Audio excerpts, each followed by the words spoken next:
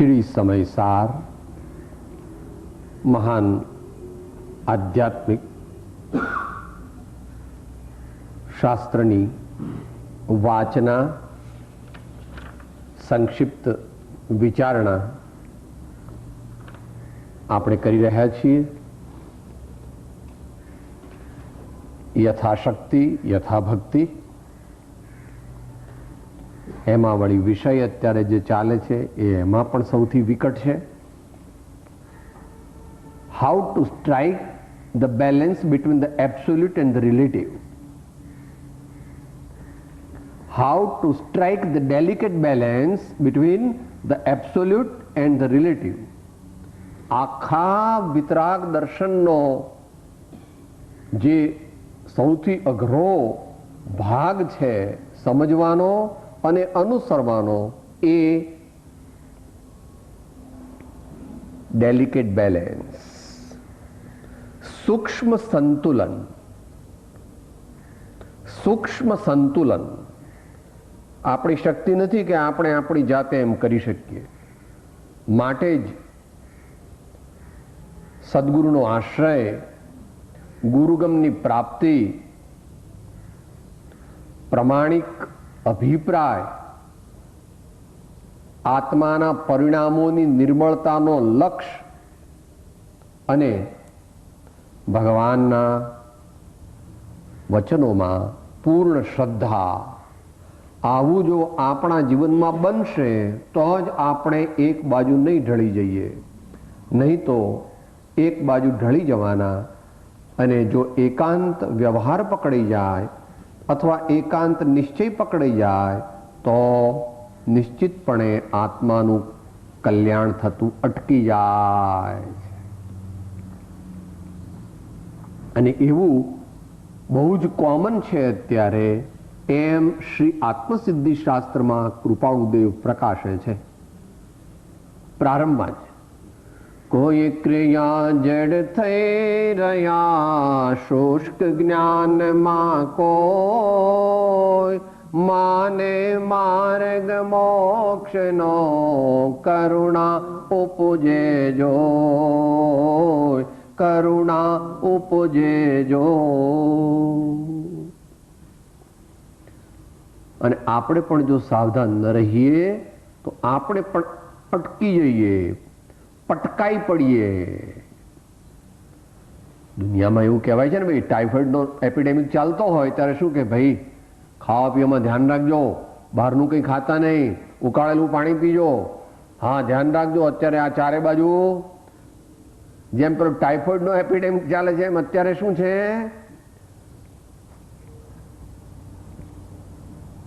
મોક્ષ માર્ગનો સાચો પ્રકાશ મળે એવા ચાન્સ અત્યારે એબ્સોલ્યુટ મિનિમમ છે. એવા સમયે આપણે ખૂબ ધ્યાન રાખવું. એનો જનરલ પ્રિન્સિપલ પણ આપણને આત્મસિદ્ધિમાં આપી દીધો છે.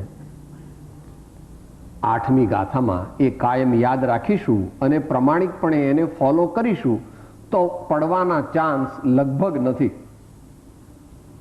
જ્યાં જ્યાં જે જે યોગ્ય છે તહાં સમજવો તે, ત્યાં ત્યાં તે આચરે આત્માર્થી જન તે, ત્યાં ત્યાં તે આચરે આત્માર્થી જન તે. અને એ પણ સરળ નથી, એટલે અંતિમ સંદેશમાં આપણને એ વાત પણ જણાવી દીધી છે કે જીન પ્રવચન દુર્ગમ્યતા થાકે અતિમતિમાન, અવલંબન શ્રી સદગુરુ સુગમ અને સુખખાન. અને બહુ પ્રારંભમાં પણ કહી દીધું છે, મૂળ સ્થિતિ જો પૂછો મને તો સોંપી દઉં યોગી કને. મૂળ સ્થિતિ જો પૂછો મને તો સોંપી દઉં યોગી કને. તો એવો જે વિતરાગ દર્શનનો જે વિકટપણું છે એ આ ગાથામાં આચાર્ય દેવ સમજાવે છે ગઈકાલે આપણને એમ કહ્યું હતું કે જે જીવો પરમભાવમાં સ્થિત છે તેમને તો નિશ્ચયનો ઉપદેશ છે, પરંતુ જે જીવો અપરમ ભાવમાં સ્થિત છે, અપરમ ભાવની વ્યાખ્યા કરી હતી, 1 વલુ 100નું, 2 વલુ 100નું, 3 વલુ 100નું, 4 વલુ 100નું, આ બધા અપરમ ભાવ છે અને 16 વલુ 100નું તે પરમ ભાવ છે. આ તો દ્રષ્ટાંત છે. એને ચરણાનુયોગની અપેક્ષાએ જો સમજીએ તો અત્યારે 16 વલુ 100નું ચરણાનુયોગની અપેક્ષાએ કહ્યું તો કે 7મું ગુણ સ્થાન.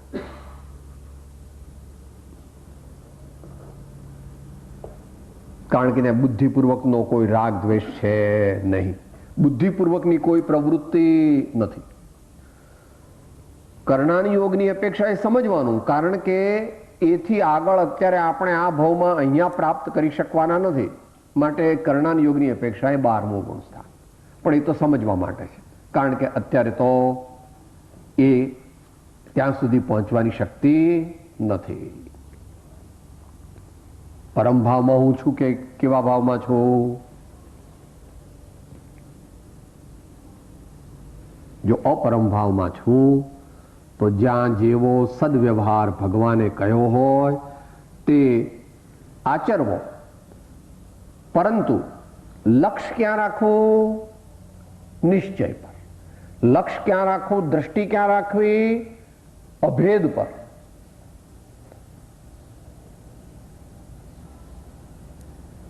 એ પણ આપણને એ અભેદની વ્યાખ્યા કરી હતી, એ જરા અતિશય સુંદર છે, માટે એ ફરીથી વાંચી લઈએ.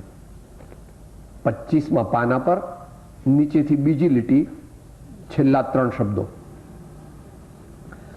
તેથી અશુદ્ધ દ્રવ્યને કહેનાર હોવાથી જેણે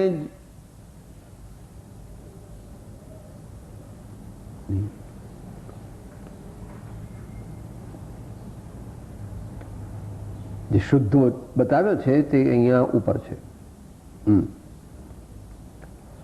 ટીકાની 4થી લીટી. તેથી શુદ્ધ દ્રવ્યને કહેનાર હોવાથી જેણે અચલિત અખંડ એક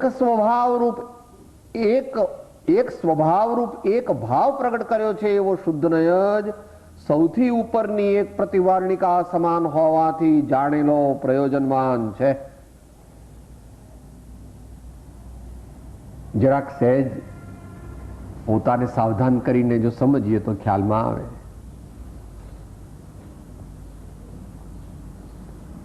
પૂરું ખ્યાલમાં ના આવે એટલે જ્ઞાની ભગવંતો દ્રષ્ટાંતથી સમજાવે છે આપણને કે સાહેબ તમે તો એવું કહો છો ને કે સાહેબ એક વખતે 2 કેવી રીતે થાય?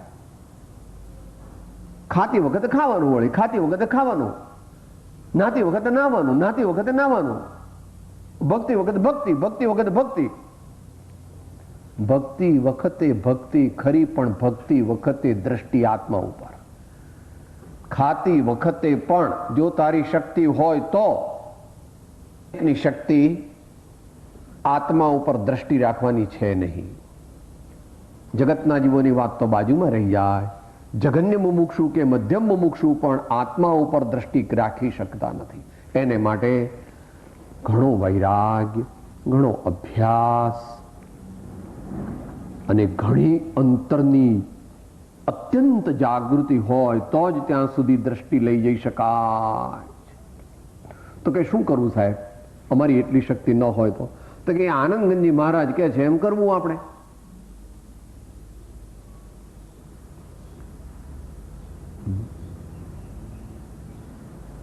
સાત પાંચ સાહેલી મળીને હિલમિલ પાણી જાય, હિલમિલ પાણી જાય. વાત કરે ખડખડે હસે એનું ચિતડું ગાગરડામાં મનાજે તો જીન ચરણે ચિત લાય. તેરો અવસર બીત્યો જાય, તેરો અવસર બીત્યો જાય. એના માટે ઘણી પ્રેક્ટિસ કરવી પડે. એટલા માટે જમવા બેઠા પહેલા ભગવાનને સંભાળવા, જમતી વખતે ભગવાનને સંભાળવા, અને જમ્યા પછી ઉઠવા નહીં એકદમ, અને હાથ ધોઈને પણ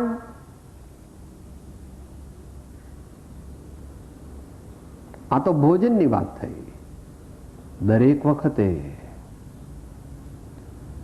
દુનિયાના કાર્યો કરવા પડે એવા તારા સંયોગ હોય તો, દુનિયાના કાર્ય કરવા પડે એવા થોડા નીચા પ્રકારના સંયોગ તારા હોય તો, દુનિયાના કાર્ય કરવા પડે એવા સંયોગ થાય એ પાપનો ઉદય જાણવો.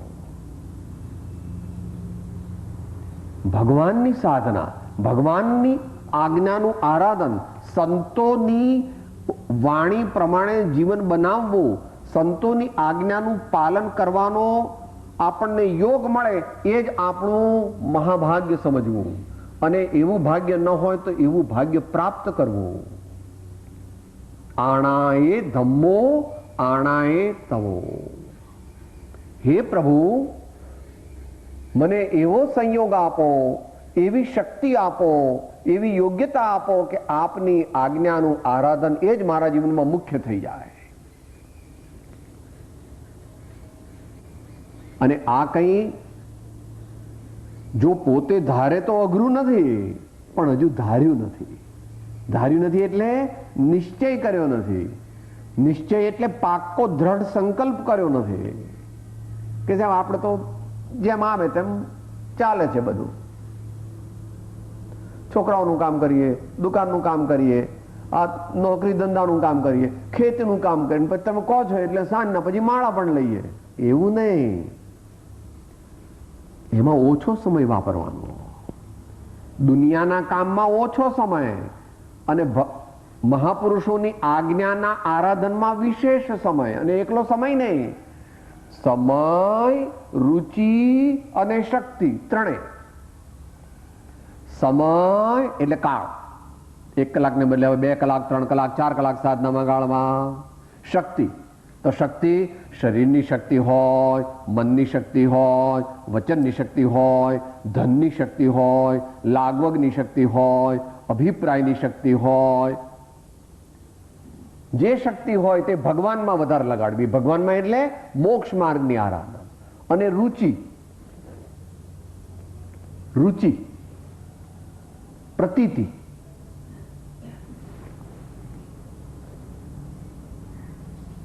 और थोड़ी अघरी है.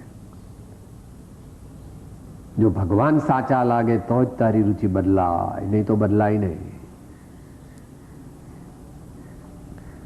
परमात्मा ने सदगुरु साचा छे एवी अंतरंगमां जो प्रतीति थाय तो ज आ जीवनी रुचि बदलाय, नहीं तो के साहेब ठीक है. हाँ,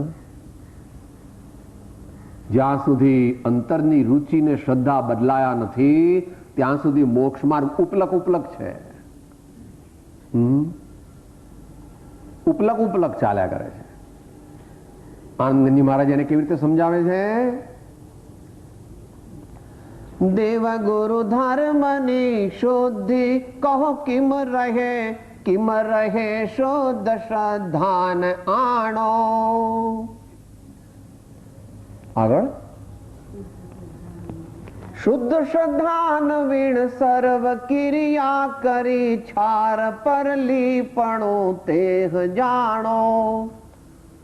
શુદ્ધ શ્રદ્ધાન વીણ સર્વ ક્રિયા કરી છાર પર લીપણો તેહ જાણો. અહીંયા અત્યારે આપણા પર એપ્લાય કરો તો સાહેબ આ તો બેલ વાગ્યો ને એટલે હું આવ્યો, બેલ વાગ્યો ને એટલે હું આવ્યો. મારા મનમાં કંઈ ખાસ એવું ઠીક, હવે સાંભળ્યું તોય ઠીક, ન સાંભળ્યું તોય ઠીક. આ પૂજામાં વળે તમે બધા કહો છો કે આવું તો આવું, તમે કહો છો એટલે વળી હું આવું છું. શું આપણે તમે નોટમાં ભગવાનનું નામ લખવાનું કહો છો એટલે હું લખું છું, ઠીક છે. ऐसा नहीं. સ્વાધ્યાયમાં, ભક્તિમાં, પૂજામાં, સેવામાં મોડું થઈ જાય તો જીવ બળવો જોઈએ. અરે મારો ટાઈમ થઈ ગયો, અરે હું ચૂકી ગયો, અરે મારો ઉપયોગ બીજી વસ્તુમાં લાગી ગયો, અરે મારે પ્રમાદ થઈ ગયો, અરે એમ જ્યારે લાગે ત્યારે માનવું કે હવે રુચિ ભગવાનના માર્ગમાં, ભગવાનની આજ્ઞાના આરાધનમાં લાગી છે. હજુ આ તો ભગવાને કહેલા ભેદરૂપ આરાધનની વાત છે, એમાંથી પાછું અભેદમાં જવાનું છે. ભક્તિ કરવાની પણ ભક્તિમાં અટકવાનું નહીં. પૂજા, સ્વાધ્યાય, દાન, તપ વગેરે કરવાના, પણ એમાં અટકવાનું નહીં. એમાંથી એટલે એનું વર્ણન આહલાદક છે, અત્યંત ઉત્તમ કોટીનું છે. શુદ્ધ દ્રવ્યને કહેનાર હોવાથી જેણે અચલિત, અખંડ, એક સ્વભાવ રૂપે એક ભાવ પ્રગટ કર્યો છે એવો શુદ્ધ નહીં. વિચારો ભાઈ, કે ભાવ આવે છે.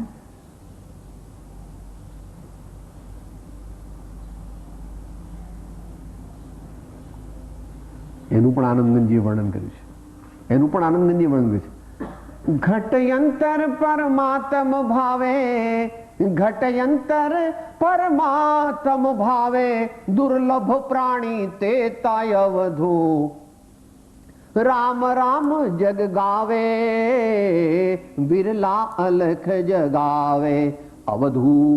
રામ રામ જગ ગાવે, બિરલા અલખ જગાવે, બિરલા અલખ જગાવે. અલખની અલખ જગાવવાની છે, એટલે અલખનો લક્ષ્ય કરવાનો છે. જે દ્રષ્ટિમાં નથી આવતો, જે ખ્યાલમાં નથી આવતો, જેનું ભાવભાષણ નથી થતું, તેને કરવાનો પ્રયત્ન કરવાનો છે એ નિશ્ચય. એટલે જરાક બેલેન્સ રહેતું નથી, એટલે શિષ્ય જરાક અપસેટ થઈ ગયો છે, કન્ફ્યુઝ થઈ ગયો છે. એને ભગવાન કહે છે. બીજો કયો વ્યવહાર નહીં.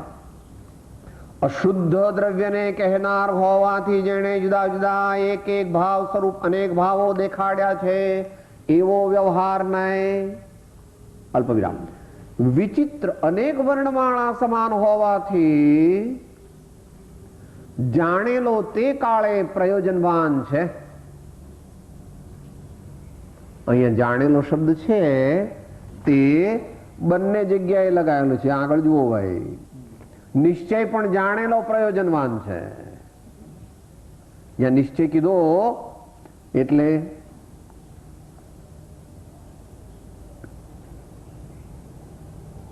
છઠ્ઠી લીટી ઉપરથી, ટીકાની છઠ્ઠી લીટી ઉપરથી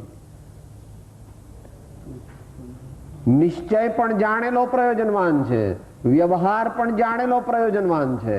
અહીંયા જાણેલો પ્રયોજનવાન એટલે શું? યથા પદવી શ્રદ્ધવા યોગ્ય, યથા પદવી યાદ રાખવા યોગ્ય અને યથા પદવી અનુસરવા યોગ્ય, એમ ત્રણેય અર્થ લઈ લેવા. જાણેલો પ્રયોજનવાન છે એટલે સાહેબ હું જાણું છું કે આત્મા છું, પછી ક્રોધ કરે તો આત્મા જાણે કહેવાય? હા મને ખબર છે સાહેબ દાન દેવું જોઈએ, દાન દેવું જોઈએ, પણ હમણાં મારે કઈ સગવડ નથી, 2-4 વર્ષ હમણાં કઈ દાનની વાત ન કરતા. એમ કે હમણાં મારે સગવડ નથી એટલે હમણાં 5 રૂપિયા લખાવ. એટલી સગવડ નથી. તારે દૂધ ન પીવું 5 દી, દરરોજ રૂપિયાનું દૂધ પીતો હોય તો તારા પોતાના તો કહે ને મારા દીકરા કઈ વચ્ચે આવશે નહીં. દીકરાને કેવું કે મને 5 દી દૂધ ન આપતા અને એમાંથી 5 રૂપિયા બચે એ તમે મને દાનમાં આપવાના છે. મારે થઈ શકે છે પણ જાગૃતિ નથી. થઈ શકે છે પણ સહન કરવાની તૈયારી નથી. થઈ તો શકે છે ધર્મ, પણ આપણી હજુ જોઈએ તેવી તૈયારી નથી. જો સૂક્ષ્મપણે જઈએ તો બુરું ન લગાડવું, જરા વધારે સૂક્ષ્મપણે જઈએ તો આપણી દાનત કોક વાર ખોરી છે. આપણી દાનત કોઈક વાર ખોરી છે. તો બંનેને પ્રયોજનવાન કહ્યા. હવે એનું કન્ક્લુઝન કોઈક પૂર્વાચાર્ય ગણધર દેવની ગાથાથી કરે છે. કોણે કહી છે ગાથા કહેતા નથી. હવે સહેજ અઘરું આવે છે. એ રીતે પોતપોતાના સમયમાં બંને નયો કાર્યકારી છે, કારણ કે તીર્થ અને તીર્થના ફળની એવી જ વ્યવસ્થિતિ છે. એ રીતે એટલે ઉપર કહ્યું, ઉપર સમજાવ્યું એ રીતે પોતપોતાના સમયમાં નિશ્ચયને સમયે નિશ્ચય, વ્યવહારના સમયે વ્યવહાર, એમ આચરણમાં નિશ્ચયને સમયે નિશ્ચય અને વ્યવહારને સમયે વ્યવહાર, એમ આચરણમાં. પણ દ્રષ્ટિમાં તો એક નિશ્ચય, દ્રષ્ટિમાં તો એક નિશ્ચય. એમ કેમ? એમ કેમ? કારણ કે અભેદમાં જવું છે. આખરે અભેદમાં જવું છે. એ વાત જુદી છે કે નીચેની કક્ષાના સાધકો, જગન્ય અને મધ્યમ મુમુક્ષુઓ નિશ્ચયની દ્રષ્ટિ કરી શકતા નથી, કારણ કે એમણે એટલી ક્ષમતા કેળવી નથી. એ આપણે વિચારીએ છીએ દ્રષ્ટાંતથી. 4-5 વર્ષનો બાબો છે અને એને કહીએ કે આ પેલી થેલી જે છે ને 10 કિલોની, એ ઘઉંની થેલી ત્યાંથી તે બહાર કાકાને ત્યાં આપી આવ. અરે પણ 4 વર્ષનો બાબો તો માંડ 3-4 કિલો ઉચકી શકે, એને તમે કહો છો 10 કિલોની ઘઉંની થેલી કાકાને ઘેર જોડે આપી આવ, તો કેવી રીતે કરે? એમ જે જઘન્ય મુમુક્ષુ છે, મધ્યમ મુમુક્ષુ છે, તે નિશ્ચયનો લક્ષ્ય કરવાની એમનામાં સમુચ્ચય યોગ્યતા નથી. તે વખતે નથી. એ જ બાબો જ્યારે 10-12 વર્ષનો થશે ત્યારે એ થેલી મૂકી આવશે. એ જ બાબો જ્યારે 12 વર્ષનો થશે ત્યારે એ થેલીને ઉચકીને કાકાને ઘેર જોડે મૂકી આવશે, પણ અત્યારે નહીં. માટે 2 પ્રકારની યોગ્યતા છે. એક ત્રિકાળ યોગ્યતા અને એક તત્ક્ષણ યોગ્યતા. આપણે શું કરવાનું છે? આપણી તત્ક્ષણ યોગ્યતા આપણે વધારવાની છે. આપણે શું કરવાનું જીવનમાં? પત્રાંક 856માં જવાનું એના માટે, અને ગાથા 138માં જવાનું.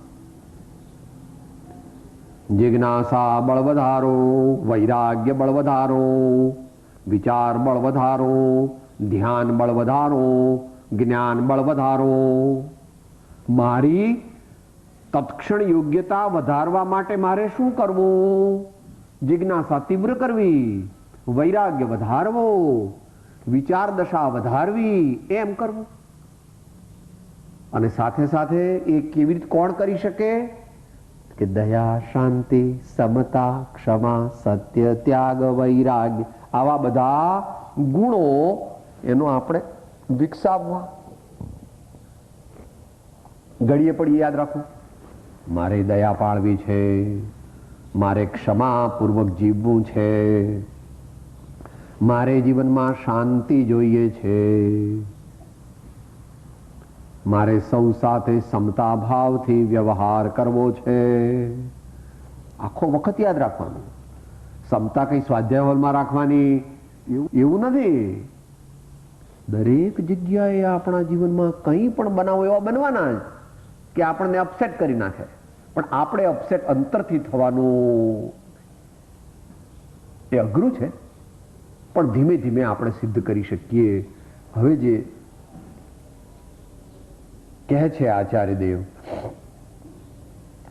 એ રીતે પોતપોતાના સમયમાં બંને નયો કાર્યકારી છે. કાર્યકારી એટલે મોક્ષ રૂપી કાર્યને કરવામાં સહાયક છે. કયું કાર્ય કરવું છે? મોક્ષ માર્ગની પ્રાપ્તિ, પછી ઇવેન્ચ્યુઅલી મોક્ષ. અત્યારે મોક્ષ માર્ગ. કયું કાર્ય કરવું છે? મોક્ષ માર્ગને પ્રાપ્ત કરવું. કાર્ય એટલે કરવામાં સમર્થ, કરતા.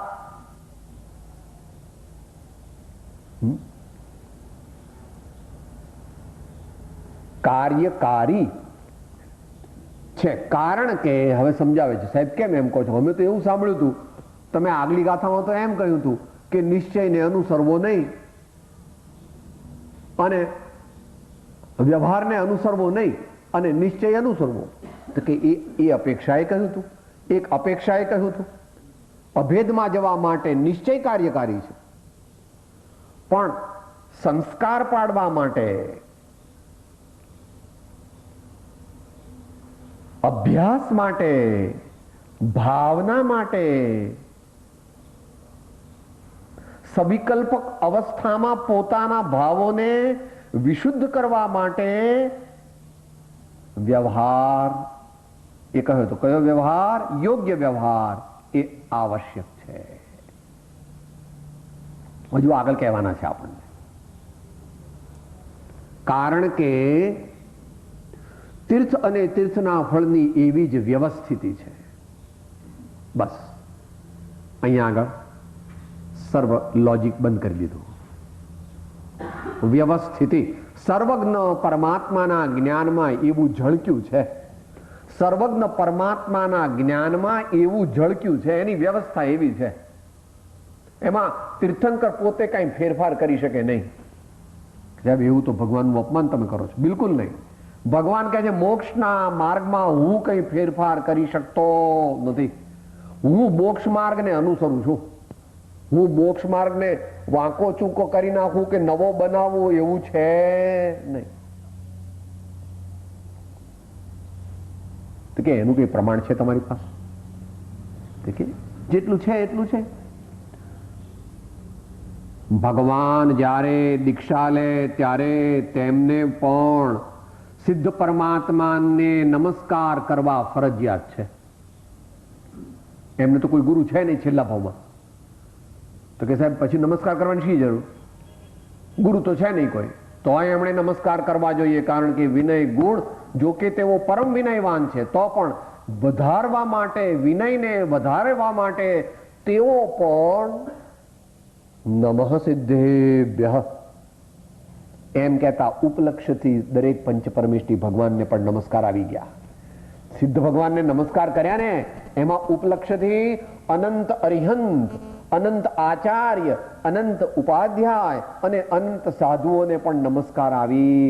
અને જ્યાં સુધી નમઃ સિદ્ધેભ્યો ન બોલે અને અંદરમાં ભાવના ન કરે ત્યાં સુધી એમને પણ દીક્ષા લેવાની પરમિશન મળતી.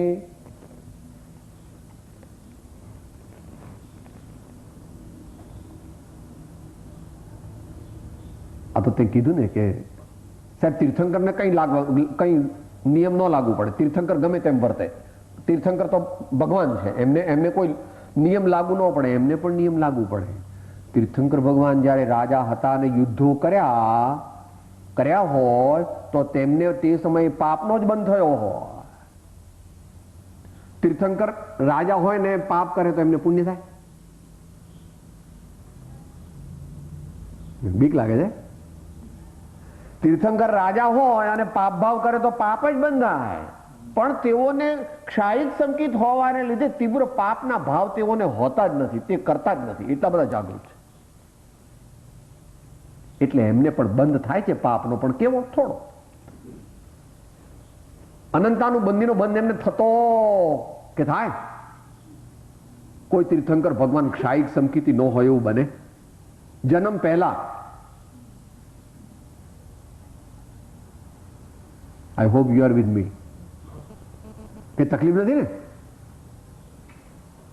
તીર્થંકર ભગવાનને પાપ થાય એવું કહેવામાં બીક ન લાગવી. તીર્થંકર ભગવાને જ કહેલું છે, ગુણસ્થાન પ્રમાણે બંધ છે. તીર્થંકર ભગવાન 1 થી 8 વર્ષ સુધી ચોથા ગુણસ્થાને હોય છે, 8મા વર્ષથી 5મા ગુણસ્થાને હોય છે, અને ત્યાર પછી મુનિ થાય ત્યારે 6 7મે ગુણસ્થાને હોય છે. માટે એમને પણ એ પ્રમાણે બંધની વ્યવસ્થા લાગુ પડે છે. ભગવાન બહિરાત્મા તો હોતા જ નથી છેલ્લા જીવનમાં. માતાના ઉદરમાં આવ્યા ત્યારથી અંતરાત્મા છે. સમ્યક દ્રષ્ટિ ધર્માત્મા, ક્ષાયિક સંકિતિ છે, 3 જ્ઞાનના સ્વામી. જન્મ્યા પછી 8 વર્ષ સુધી વ્રત લઈ શકવાનું અસામર્થ્ય છે મનુષ્ય પર્યાયમાં. માટે 8 વર્ષ થાય ત્યારે તેઓ અણુવ્રતને ગ્રહણ કરે છે, 5મા ગુણસ્થાને આવે છે. અને ત્યાર પછી રાજા હોય ત્યારે 5મું ગુણસ્થાન જ હોય ભગવાનનું. અને પછી જ્યારે મુનિ થાય ત્યારે 6 7મે, એટલે પહેલા 7મું આવે, પછી 6ઠું આવે. પણ સામાન્ય જ્ઞાનીઓ લે એવી દીક્ષા ભગવાનની હોતી નથી. ભગવાન લોકોત્તર પુરુષ છે.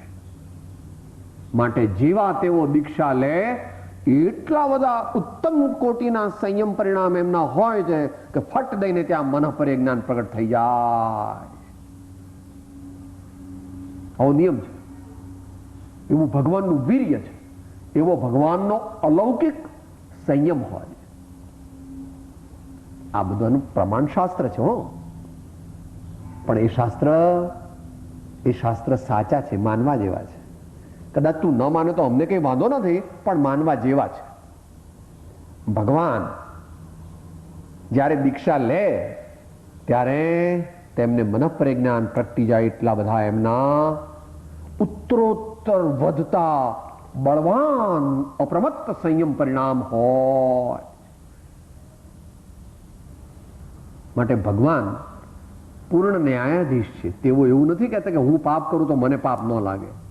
ભગવાન પણ પાપ કરે, રાજાની અવસ્થામાં તો એમને પાપ લાગે, પણ જ્ઞાન હોવાને લીધે, ક્ષાયિક સંયુક્ત હોવાને લીધે તેમને દુનિયાના લોકોને લાગે એવું પાપ એમને લાગતું. તો વ્યવસ્થા તે વ્યવસ્થા, ત્યાં આગળ પછી કંઈ ફેરફાર થઈ શકતો, ત્યાં આગમ પ્રમાણ છે. માટે આસ્તિક્ય ગુણ ન હોય તો સંકિત પ્રગટે નહીં કે સાહેબ એવું કરો, પહેલા મને આત્માનો અનુભવ કરાવો, પછી હું તમારા ભગવાનને માનું, તમારા ગુરુને માનું, તમારા શાસ્ત્રને માનું. મને પહેલા આત્માનો અનુભવ થાય પછી. કે એવું ન હોય બાપા, એવું ન હોય. તમારી દુનિયામાં એવું છે? તમારા દીકરા ખાનદાનમાં તમે વેવિશાળ કર્યું છે કે ના ભાઈ જુઓ, તમારી દીકરીને 1-2 વર્ષ અમારા ઘેર રાખો, અને જો બરાબર અમારા ઘરને અનુરૂપ હશે તો પછી લગ્ન કરશું. 2-3 વર્ષ પહેલા અમારા ઘેર રાખો. એવું થાય છે તમારી દુનિયામાં? કે સાહેબ એવું કેવી રીતે થાય? પહેલા લગ્ન કરવા પડે ને પછી દીકરાની બહુ ઘેર આવે. એમ પહેલા ભગવાનની વાતનો સ્વીકાર કરવો જોઈએ, અને પછી ભગવાનને કહ્યું, સંતોએ જ્ઞાનીઓએ કહ્યું એ રસ્તે ચાલવું જોઈએ, ત્યારે આત્માનો અનુભવ થાય. કે આ તમે એનું આગમ પ્રમાણ આપો. જ્યાં સુધી અનુભવગમ્ય ન થાય ત્યાં સુધી સુપ્રતીત કર્તવ્ય છે. જ્યાં સુધી અનુભવગમ્ય ન થાય ત્યાં સુધી સુપ્રતીત કર્તવ્ય છે.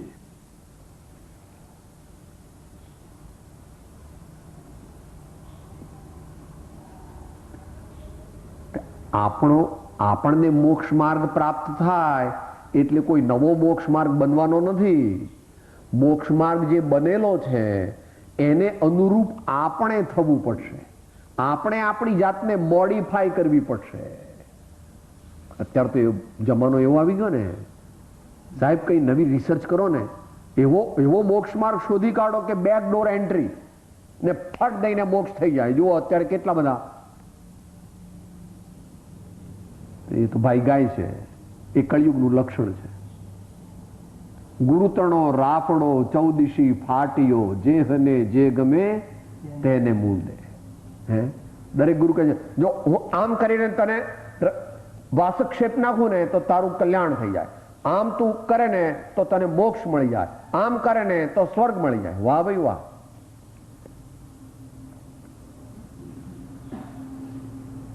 દરેક જીવ શક્તિ અપેક્ષાએ શુદ્ધ છે, પરંતુ તે પોતે પુરુષાર્થ કરે તો તેની શુદ્ધિ પ્રગટે.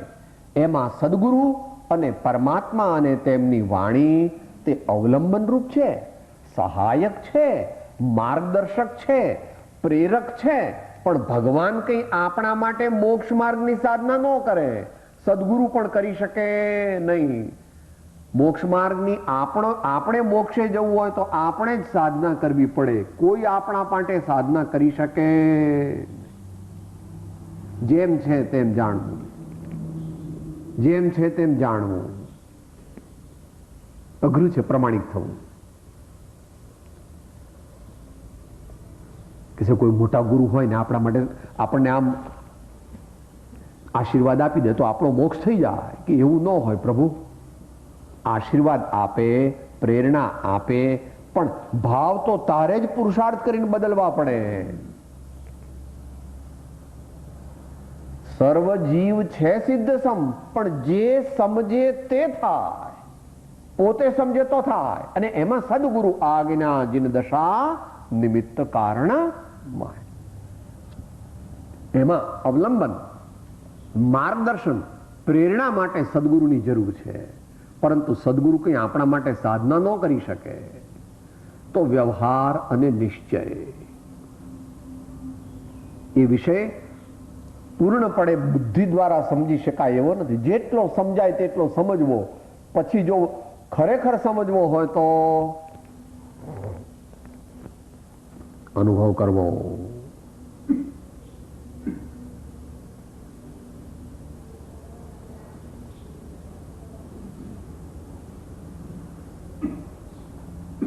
છઠ્ઠું પદ કીધું.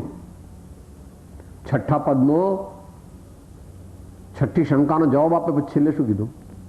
સાથે બોલીએ. નિશ્ચય સર્વે જ્ઞાનેનો આવેયત્ર સમાય, ધરે મૌનતાયમ કહે સહજ સમાધિ માં. એટલે એમાં એમ ઉપદેશ કે તું પણ હવે સહજ સમાધિ માટે પ્રયત્ન કર, એમ કહે છે. અમે તને જેટલું સમજાવાય તેટલું સમજાવ્યું, હવે તો તું પ્રયત્ન કર. તો વ્યવહાર અને નિશ્ચય એ બેની કેવી વ્યવસ્થા છે કે પોતપોતાના સમયમાં બંનેના કાર્યકારી છે. કારણ કે તીર્થ એટલે જેનાથી તરીએ તે તીર્થ. અહીંયા નિશ્ચિત તીર્થની વાત છે. સમ્યક દર્શન, સાચી શ્રદ્ધા, સાચું જ્ઞાન અને સાચું આચરણ તે તીર્થ. અને તીર્થના ફળની, તીર્થનું ફળ શું?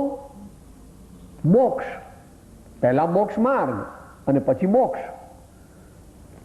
તીર્થ એટલે માર્ગ, જેનાથી તરીએ તે. શબ્દથી એની વ્યુત્પત્તિ કઈ રીતે છે? તિર્યતે અનેન ઇતિ તીર્થ. જેના વડે તરીએ તેનું નામ તીર્થ. તો તીર્થ શું છે? સાચી શ્રદ્ધા, સાચું જ્ઞાન અને સાચું આચરણ તે તીર્થ છે. અને તેની આરાધના પૂરી થાય ત્યારે પૂર્ણ મોક્ષની પ્રાપ્તિ થાય છે.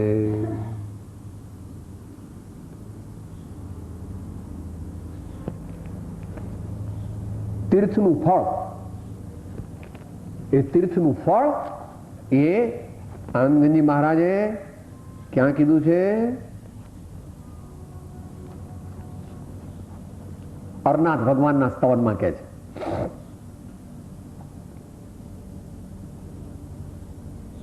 પહેલા ભક્તિથી કહે છે આનંદજી મહારાજ. પહેલા ભક્તિથી કહે છે અને પછી સિદ્ધાંતથી કહે છે, નિશ્ચયથી કહે છે.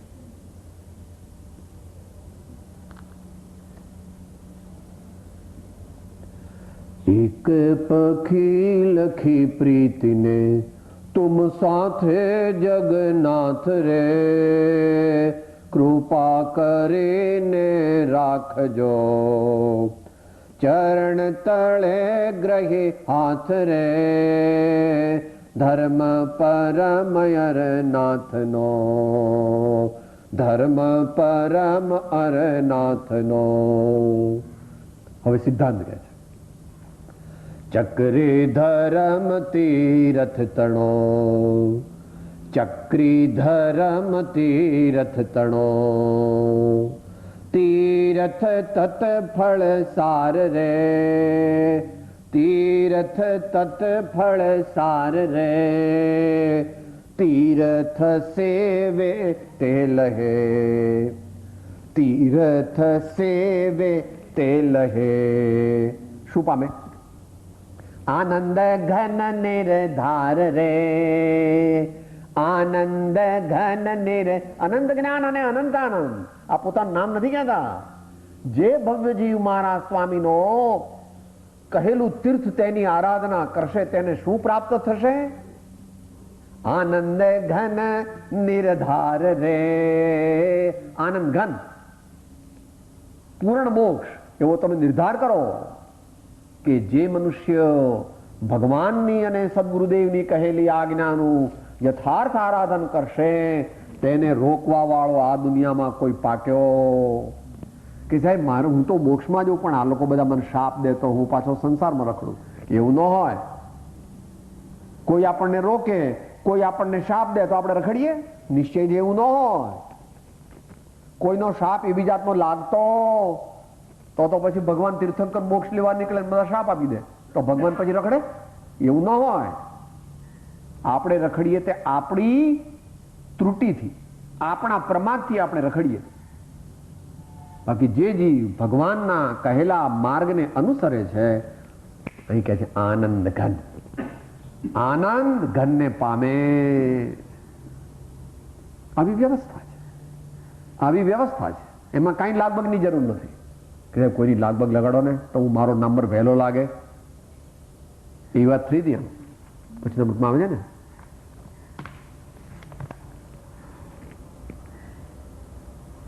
સ્વભુવનમાં બેઠો હતો ત્યારે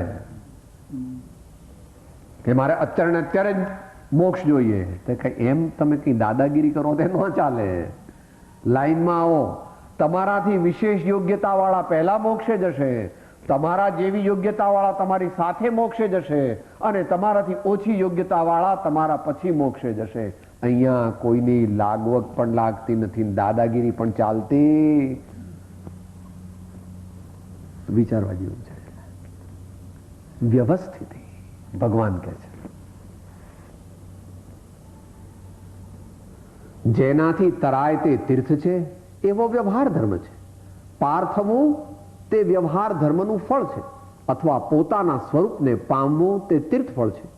બીજી જગ્યાએ પણ કહ્યું છે કે હવે આચાર્ય શ્રી ટીકાકાર ભગવાન અમૃતચંદ્ર દેવ કોઈ પૂર્વાચાર્યનો લખેલો શ્લોક અવતરણ રૂપે આપણને આપે છે.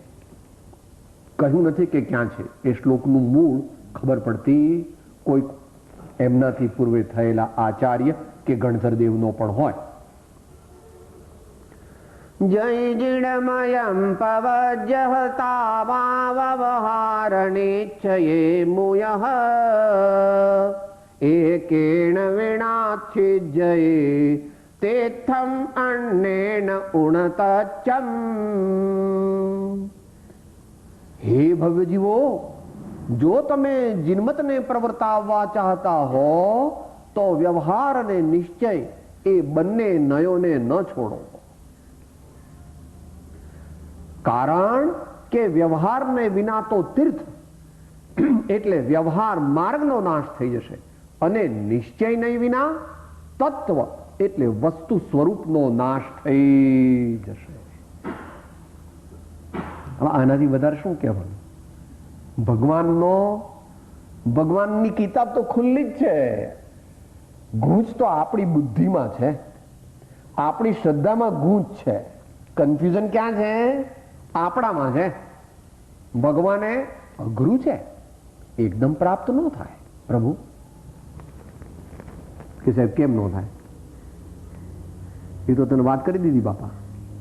4 વર્ષનો બાબો, એને તમે 10 કિલોની કોથળી લેવાની કીધી તો એ ન ઉપાડીને ત્યાં મૂકી આવી શકે. આપણી પાત્રતા આપણે વધારવી જોઈએ, આપણી બુદ્ધિ નિર્મળ કરવી જોઈએ, આપણે ગુરુગમ પાળવી જોઈએ, પામવી જોઈએ, આપણે સુયુક્તિને અનુસરવું જોઈએ, આપણે સદગુણો પ્રગટ કરવા જોઈએ. આવું બધું ન કરીએ અને પછી માનીએ કે સાહેબ મારો મોક્ષ થવો જ જોઈએ, પણ એમ મોક્ષ ન થાય. આ જીવ જાગે અને સુધરે તો મોક્ષ થાય. આ જીવ જાગે, ખરેખર જાગે અને સુધરે તો મોક્ષ થાય. સુધરે એટલે શુદ્ધ થાય. તો એ પણ બોલો. મોક્ષ કહ્યો નિજ શોધતા તે પામે તે પંથ સમજાવ્યો સંક્ષેપમાં સકળ માર્ગ નિર્ગ્રંથ. એ વિષય હજુ થોડોક ડિસ્કસ કરવાનો બાકી છે. એ યથા સમયે લઈશું, કારણ કે એ ક્રક્સ ઓફ ધ મેટર છે.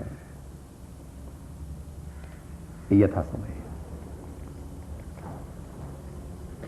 છતાં જેને દશા વર્તે દે વિહતિ તે જ્ઞાનેનાચરણમાં વંદન સદગુરુ પરમ કૃપાળુ ત્રિલોકના સબ સંતન કી જય. આનંદ ઘન.